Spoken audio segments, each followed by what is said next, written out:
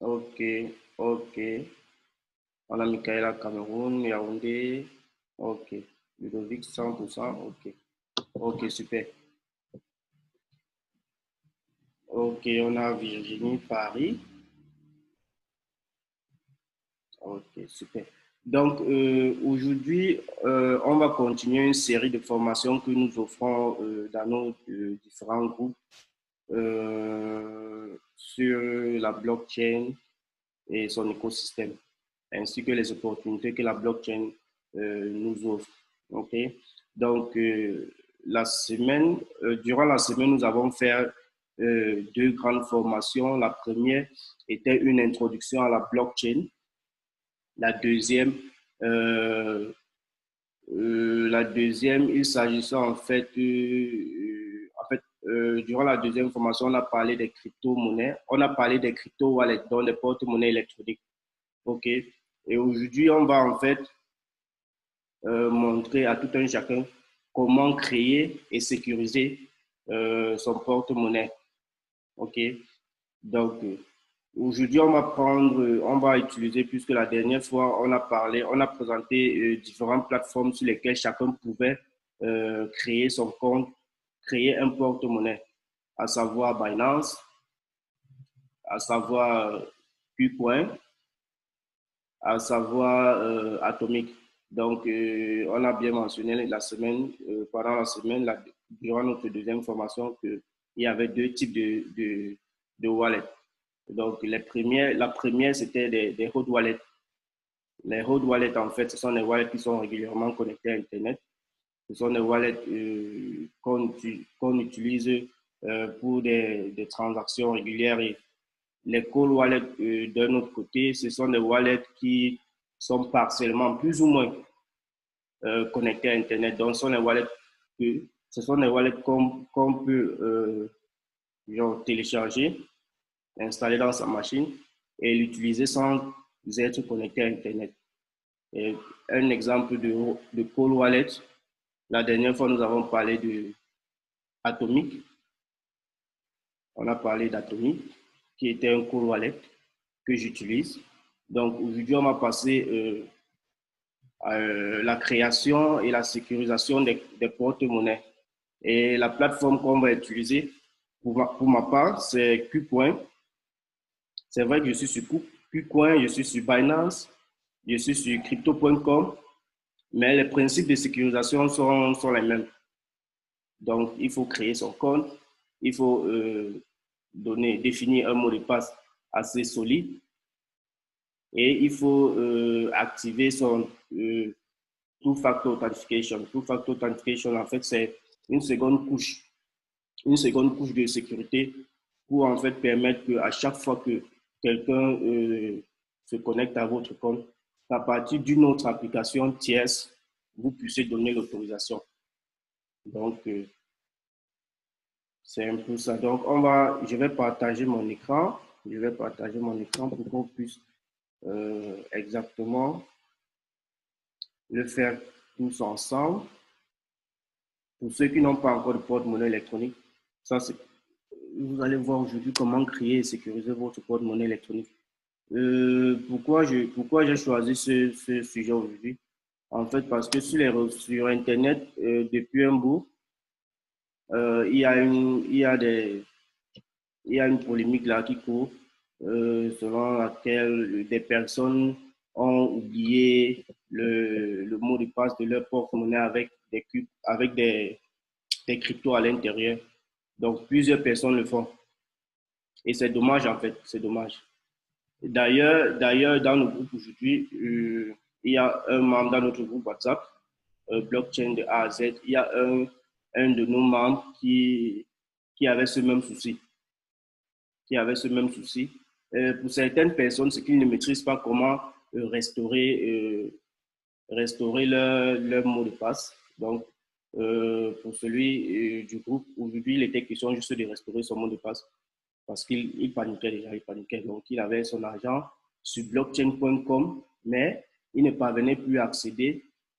Il ne parvenait plus à accéder. Donc, c'est un problème qui existe réellement. Et il faudrait que tout le monde, en fait, que chacun sache comment euh, pallier à ça. OK? Donc là, je suis sur, je vais essayer de me connecter à mon compte Qcoin.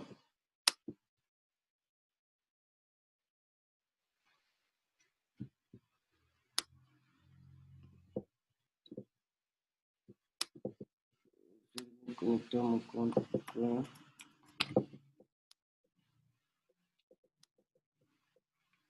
Donc, je vais juste mettre le mot de passe.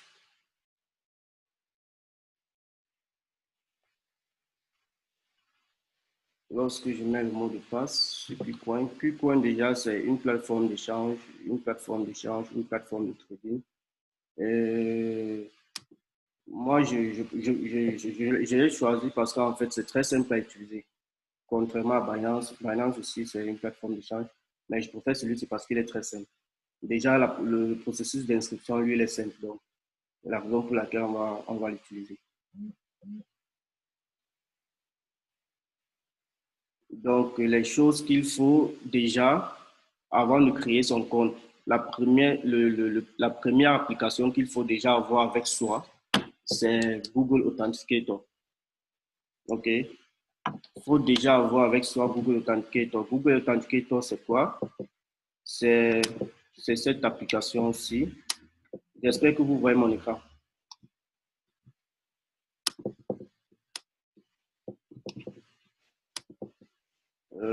Authenticator.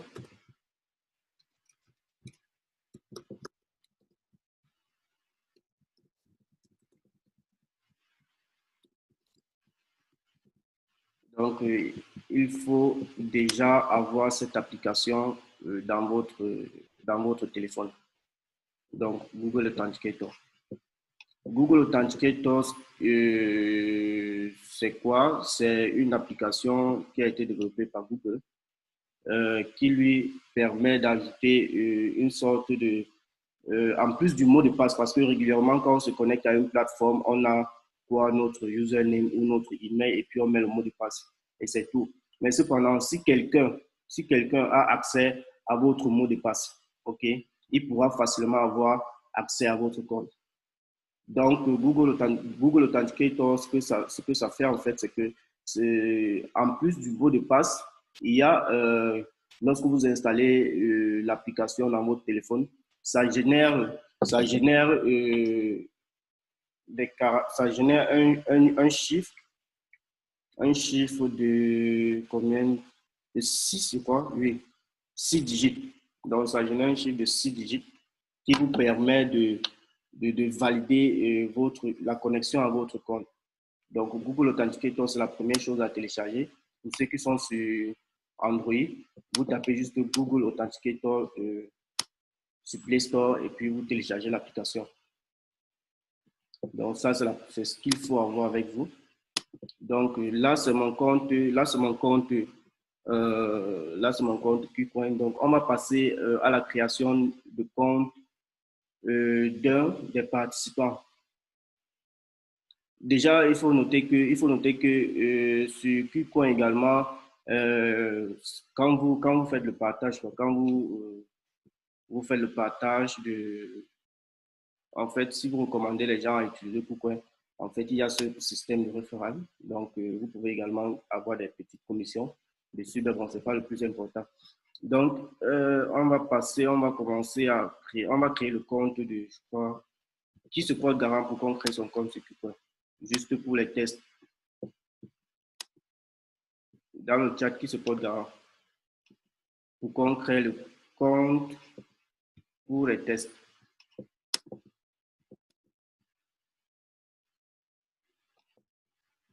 Ok, ok, ok. Tout le monde veut créer son compte. Ok. On va créer le compte de Michaela. Ok. On va créer le compte de Michaela. Donc, pour les tests, on va créer le compte de Michaela. Donc, je vais ouvrir, ouvrir, un instant. Je vais ouvrir un navigateur privé. Bon, je stoppe d'abord le partage ici. Donc, disons que je suis un peu dans le navigateur privé. Ok.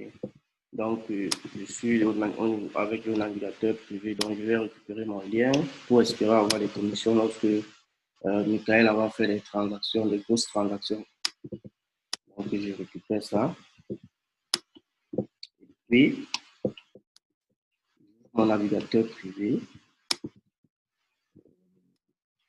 Mon navigateur privé, je passe le lien là. Alors, Michaela, tu dois être active dans le chat. Est-ce que vous voyez mon navigateur privé? Est-ce que vous voyez mon navigateur privé?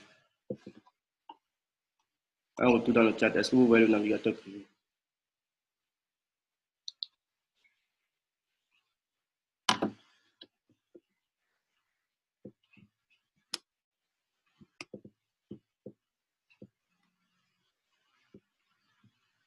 Alors, est-ce que, Michaela, est-ce que tu vois le navigateur privé? Est-ce que vous voyez le navigateur privé? Est-ce que vous voyez la page de sign up? Ok, ok. Michaela, tu dois être actif parce que ce sont tes informations qu'on va entrer là. Donc déjà, tu nous passes ton adresse email. Tu commences par nous passer ton adresse email dans le chat. En privé si tu veux. En privé également si tu veux. Donc, on va créer design graphique. On va créer le compte de Michaela. Ok. Ok. Donc, en privé, en même temps, le truc est là. Donc, ok. On a l'adresse email de Michaela. Là, on va t'envoyer un code. J'espère que tu as accès à ton adresse email, à ton compte Gmail. Parce que là, on va t'envoyer un code et il faut que tu le renvoies.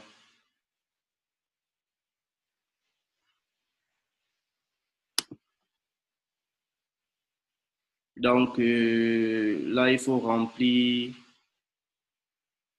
OK, l'accès. OK. Donc, on me demande de sélectionner les crosswords. Donc, là, juste pour vérifier que je ne suis pas en fait un robot. Donc, c'est une technique pour se rassurer que ce n'est pas un robot qui est en train de créer le compte. OK. OK, was sent successfully. Donc, Michaela, tu peux vérifier ton email. On a 53 secondes. Tu vérifies ton email, tu nous envoies le code. Ou alors, tu peux juste démuter ton micro et puis tu nous dictes le code.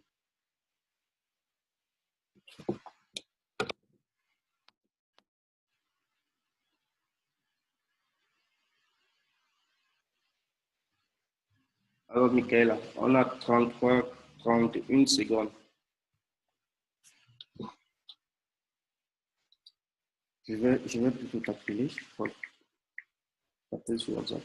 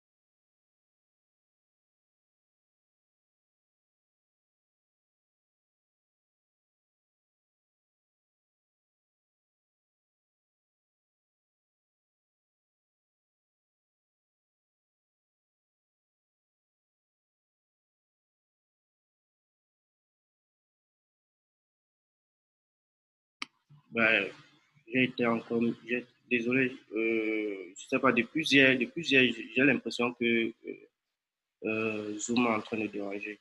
Ça fait la deuxième fois, ça fait la deuxième fois que ça se produit. Hier, j'ai été muté sans me rendre compte, tout à l'heure également. Donc, j'espère que vous m'écoutez maintenant. Merci Virginie pour la remarque. J'espère que vous m'écoutez.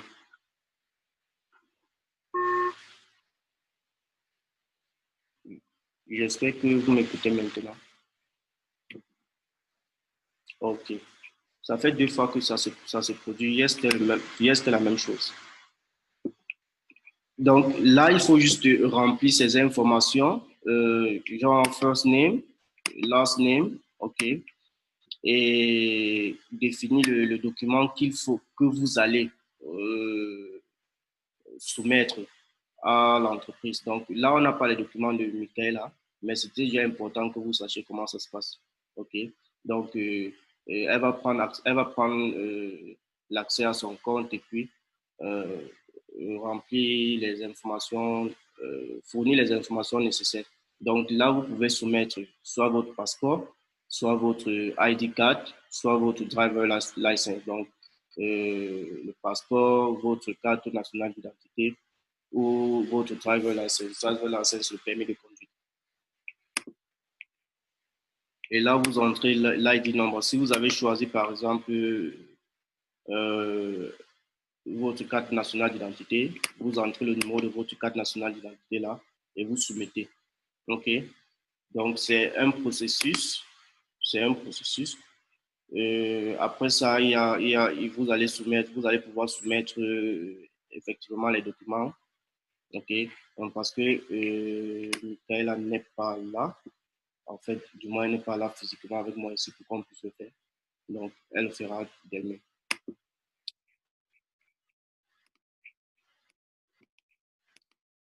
OK. Donc, ça, c'est une chose. Maintenant, après ça, après le KYC, vous allez remplir des informations basiques.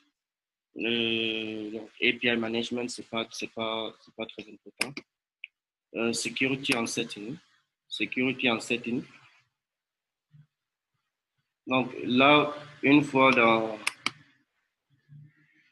la connexion, security and setting, patienter, ça charge.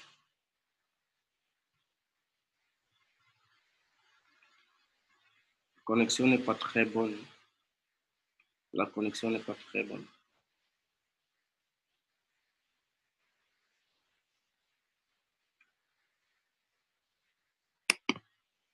Connexion n'est pas très bonne.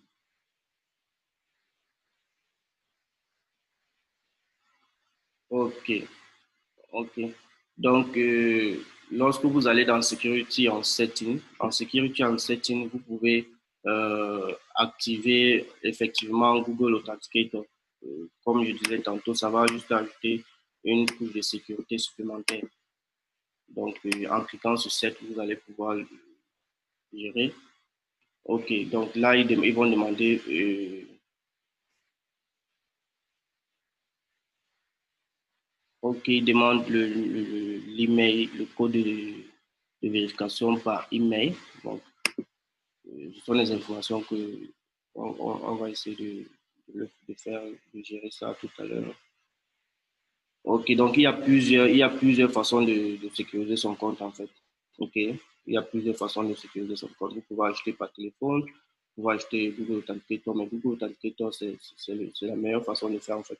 Parce qu'une fois que quelqu'un se connecte sur votre téléphone, il doit en fait entrer ces 6 digits-là pour confirmer exactement qu'il est le détenteur du code.